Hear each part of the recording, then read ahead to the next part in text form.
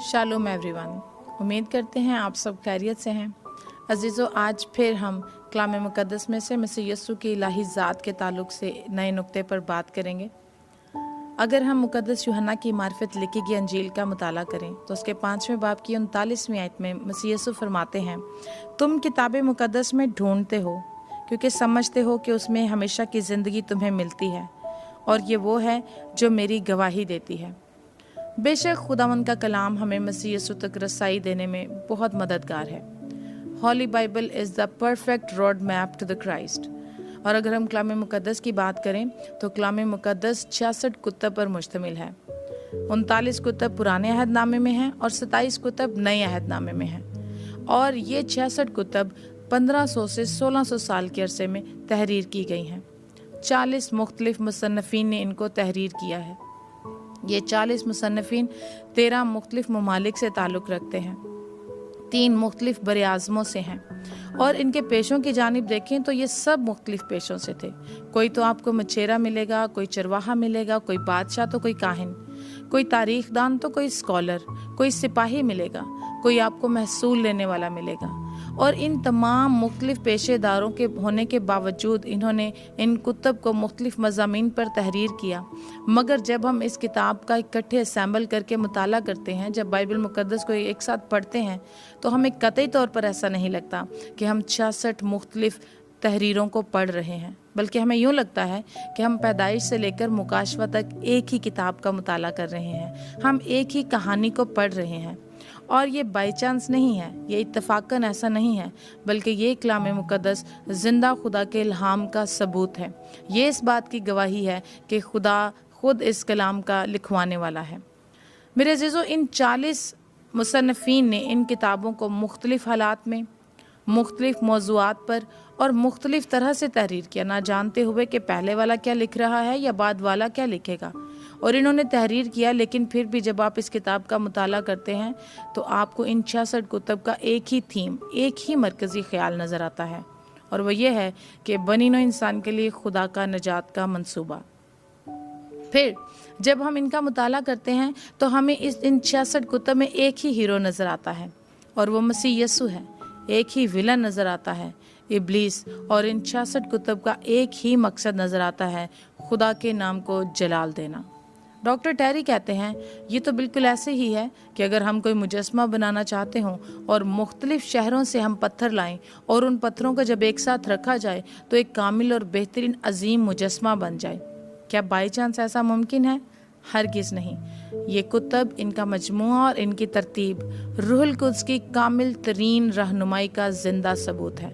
इसीलिए हम हर तरह से मानते हैं और इस बात पर ईमान रखते हैं कि ये कलाम खुदा का जिंदा कलाम है। अगर हम अहद अतीक की बात करें, पुराने अहदनामे की, तो पुराने अहदनामे में 39 कुतब हैं जो कि 1100 साल में लिखी गई और 25 मुख्तलिफ मुसन्नफ़ीन ने तहरीर की। और अहद अतीक की जो आखिरी किताब है मलाकी, वो मसीह यस्सु की पैदाइश से 400 साल पहले तहरीर की गई। और 400 साल का अरसा बहुत लंबा है।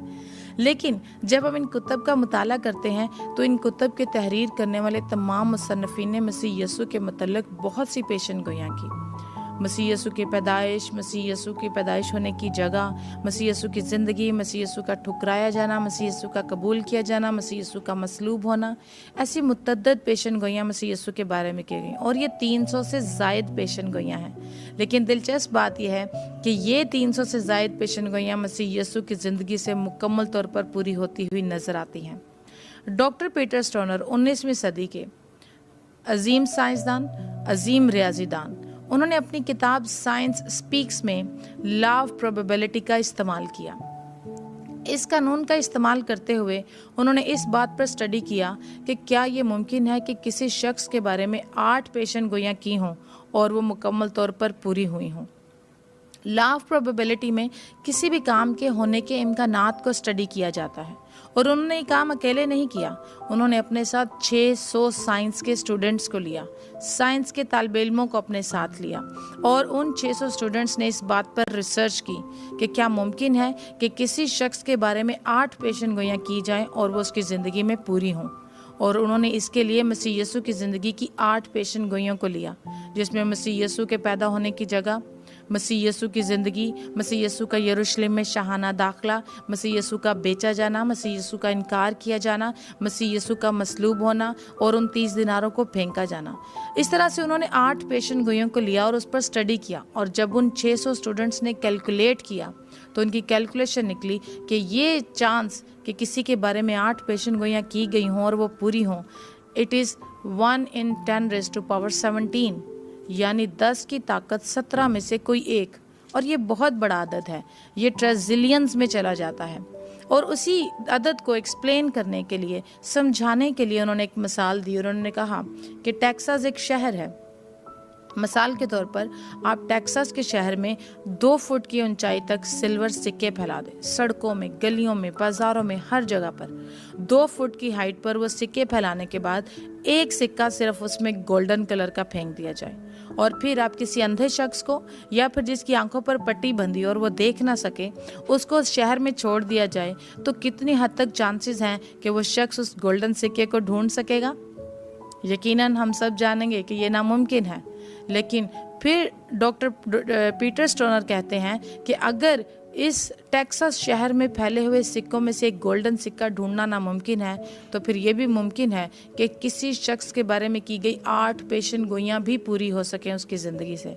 लेकिन दिलचस्प बात यह है कि मेरे और आपके खुदावन हमारे मुनज्जी की ज़िंदगी की 8 पेशन गोइयाँ पूरी होती नज़र नहीं आती हैं, 50 पेशन गोइयाँ पूरी होती नज़र नहीं आती हैं, 100 नहीं, 150 नहीं, 200 नहीं, बल्कि 300 से ज़ायद पेशन गोइयाँ हैं जो मसीह यीशु के बारे में अहद अतीक में हमें मिलती हैं, और वो नए अहदनामे में मसीह यीशु